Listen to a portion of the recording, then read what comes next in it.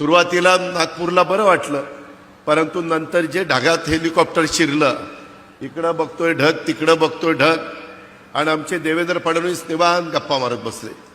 म्हणलं बघा जरा बाहेर काही दिसत नाही, कुठं झाड दिसेना, कुठं काही दिसेना, जमीन दिसेना, आपण ढगात चाललोय, कुठं चाललोय, काय चाललोय. म्हणले काही काळजी करू नका.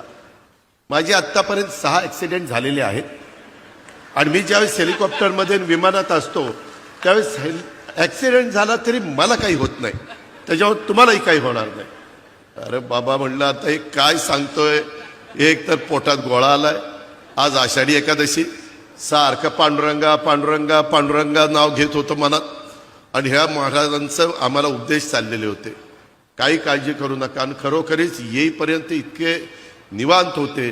ते म्हणले मला ह्याचा अनुभव आहे, माझे अनेक ॲक्सिडेंट झालेले आहेत, परंतु माझ्या कुठं नखाला देखील धक्का लागला नाही.